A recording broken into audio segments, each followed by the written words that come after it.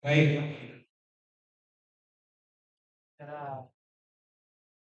kita kan tidak bisa menduga apa yang terjadi di depan. Walaupun seluruh penyelenggara pemilu dalam kali ini mungkin teman-teman KPU ya, secara teknis sudah menyiapkan segala sesuatu. Maka yang mungkin Bapak Ibu lakukan, karena memang Februari ini kan cenderung curah hujannya tinggi dan padang hujan di Padang Pariaman tidak. Pertama yang bisa kita lakukan tentu berdoa supaya hari tidak hujan tanggal 15. Kenapa? Karena kami juga di Bawaslu melakukan doa bersama agar cuacanya baik-baik saja. Kemudian tadi pertanyaan Ibu, apa langkah mengatasi keengganan pemilih datang ke TPS? Kalau misalnya kita sudah berdoa, kemudian hari tidak hujan, syukur alhamdulillah. Tapi kalau hari hujan, makanya sepulang Bapak Ibu dari sini, yakinkan kembali pemilih Bapak Ibu mau apapun kondisi selain kiamat, dia untuk datang ke TPS. Karena Bapak Ibu kan perlu pemilih-pemilih yang militansi kan. Kalau Tuhan sudah berkehendak kan tidak bisa. Cuma lagi kalau soal misalnya di Kabupaten Padang Pariaman ada hal-hal yang secara force majeure ada persoalan, gempa mungkin, banjir dan yang lain-lain, maka ada TPS relokasi namanya Pak. TPS-nya dipindahkan.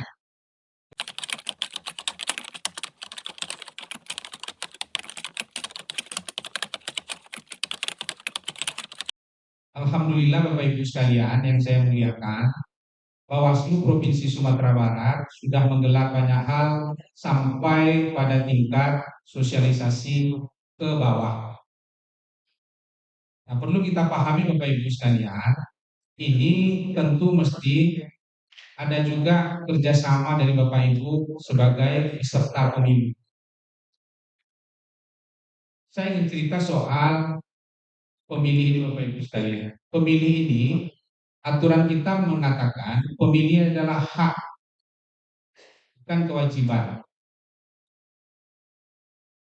Satu-satunya negara di belahan dunia ini yang menggunakan kewajiban memilih itu hanya dua saja Pak, Meksiko dan Australia. Kalau tidak memilih ada dua konsekuensi harus dia tanggung oleh pemilih, masuk penjara atau membayar denda. Dalam konteks partisipasi pemilih, banyak hal sudah dilakukan oleh Bawaslu Provinsi Sumatera Barat, KPU Provinsi Sumatera Barat. Barusan tadi pagi Pak, saya dengan Kapolda dan Rem dan semua Forkopimda Provinsi Sumatera Barat melakukan hal yang sama juga seperti ini.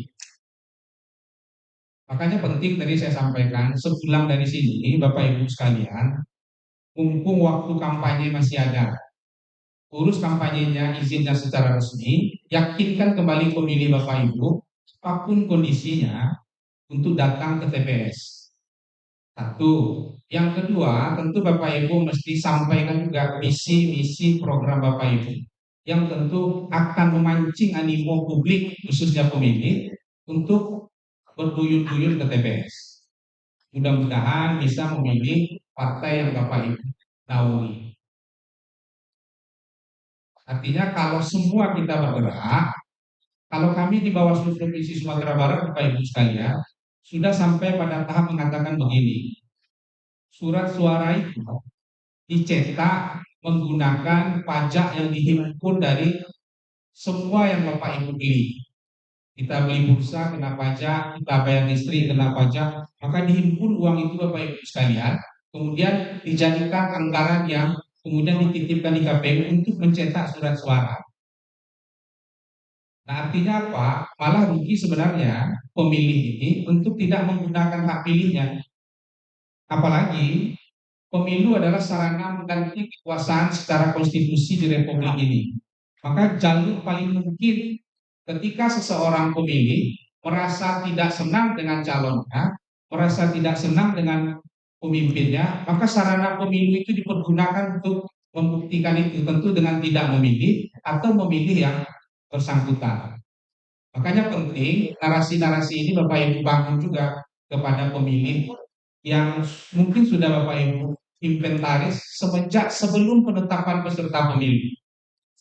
Bisa saja 1,5 tahun yang lalu Bapak Ibu sudah jalan, kemudian diyakini orang-orang yang diduga berpotensi memilih partai politik yang Bapak Ibu naungi. Makanya ini menjadi penting untuk menjadi perhatian bersama. Itu mungkin Pak dari PDI ya Pak, PDI Perjuangan. Selamat datang Pak Ori, Kota KPU Provinsi Sumatera Barat. Silakan Pak, jika ada yang lain.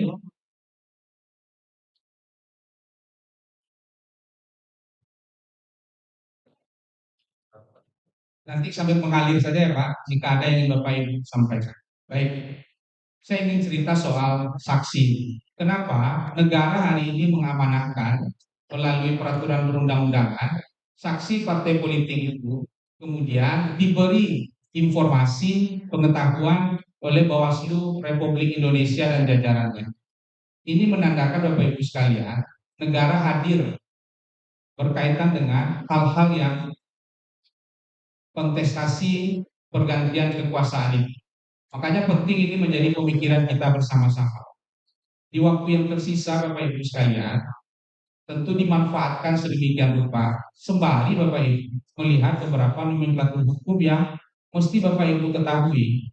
Apalagi di masa kampanye, apa saja yang tidak dibenarkan, kemudian apa saja yang dibenarkan. Tadi di forum Polda itu Bapak Ibu sekalian, saya cerita soal menjanjikan, memberikan apapun bentuknya yang tidak dibenarkan oleh peraturan perundang-undangan. Uangkah, barangkah, dan yang lain-lain. Ini menjadi penting untuk menjadi perhatian kita. Bahwa melihat kondisi pemilu 2019, melihat pilkada 2020, Bapak Ibu sekalian, ada beberapa di Sumatera Barat ini. Kemudian sampai pada ranah pidana. Kita mendapat informasi juga bahwa tentu di minggu-minggu terakhir ini eskalasi yang Bapak Ibu bangun di lapangan akan semakin tinggi. Kita pernah punya pengalaman tahun 2019, ada peserta pemilu yang kemudian mencoba bekerja sama dengan para petugas di KPPS maupun di TPS. Di saat chat pemberitahuan itu dibagikan, kemudian dia titip juga beberapa kartu nama yang bersangkutan. Apakah itu ada? Ada Bapak Ibu sekalian. Nah tinggal hari ini tentu semua kita Bapak Ibu sekalian, kalau ingin pemilu kita ini menjadi baik, tentu dimulai dari hal-hal kecil seperti itu. Bapak Ibu mesti juga terlibat secara partisipatif. Secara partisipatif juga melakukan pengawasan-pengawasan di lingkungan tempat Bapak Ibu tinggal. Masa tenang itu kan tidak boleh satupun kampanye dilakukan secara formal. Artinya kampanye dilakukan menggunakan surat tanda pemberitahuan atau izin dari kepolisian.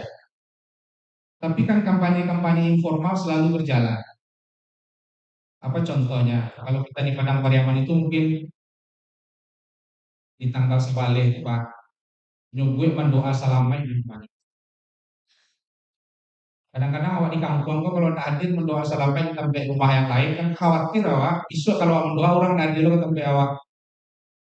Walaupun sebenarnya masyarakat itu curiga sama lu nampak teman calon tidak pernah ada doa salamai di rumah. Kalau doa selamatnya tidak ada persoalan Pak. Yang menjadi persoalan biasanya kan di dalam forum doa selamat setelah mengaji dan seterusnya. Kemudian ada pesan-pesan implisit yang kemudian disampaikan oleh para calon. Ini penting Bapak Ibu sekalian. Makanya sepulang dari sini penting ini Bapak Ibu sampaikan kepada semua yang Bapak Ibu bawahi. Karena kan saya dengar tadi satu partai 17 orang ya. Ya, 17 orang. Kayaknya jumlahnya hampir 700. Belum lagi DPD. Kita diingatkan juga saksi kita Bapak Ibu sekalian.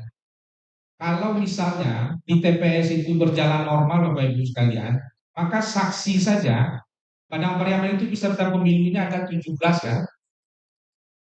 Ditambah DPD juga 15, 32. ditambah calon presiden dan wakil presiden 3. Berarti ada pengawas di luar Bawaslu itu sebanyak 35 orang.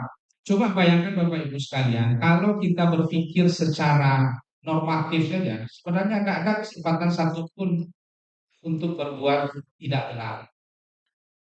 Kan aneh juga kiranya Pak.